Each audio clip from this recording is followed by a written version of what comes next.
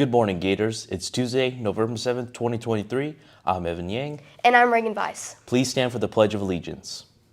I pledge allegiance to the flag of the United States of America and to the republic for which it stands, one nation, under God, indivisible, with liberty and justice for all. Please remain standing for a moment of silence.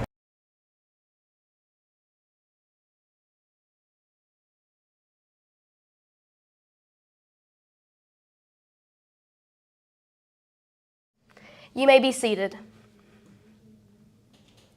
It's easy to be friends with people we like. We like people who are most like us. Most of our friends will be people that you have things in common with. But what if your view needs to be bigger?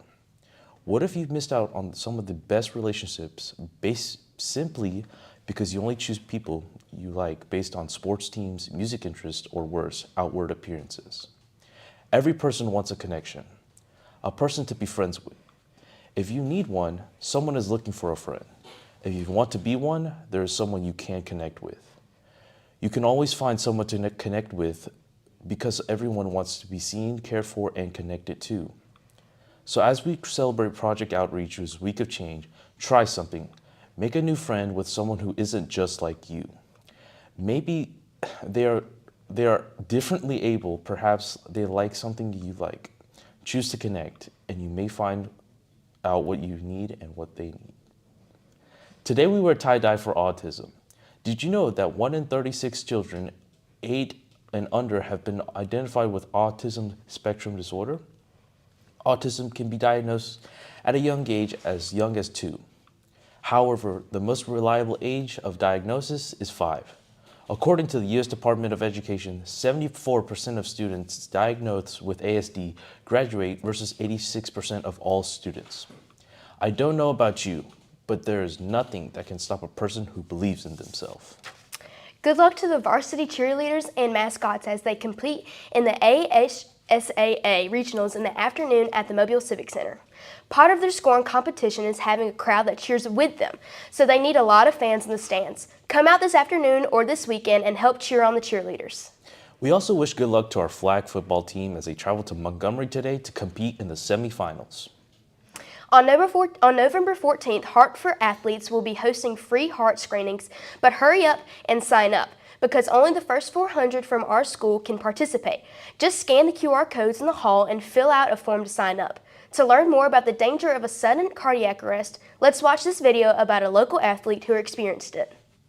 An incredible story about overcoming the odds. A local teenager goes into cardiac arrest while training for his next triathlon. For 10 minutes, he didn't have a heartbeat, kept alive only by CPR.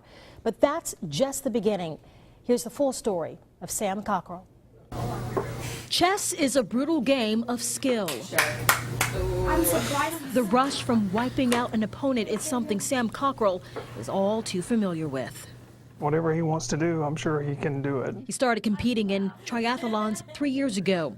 He swam, biked, and ran in some 50 races. That was the first triathlon that I ever won.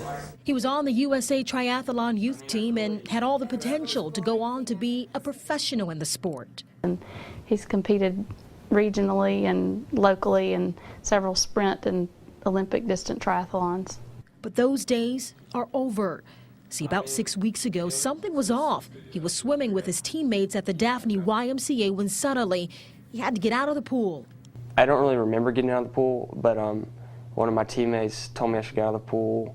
I got out of the pool, I sat down, and then my coach went to grab me a water bottle, and then I passed out. Luckily for Sam, there was a doctor nearby who saw what happened and immediately started CPR. It was 10 minutes, though, before paramedics could restart his heart. He woke up at UAB Hospital, but by then, he'd been in ICU for a week. This is the scar where they put my ICD in. It's a defibrillator to control his heart.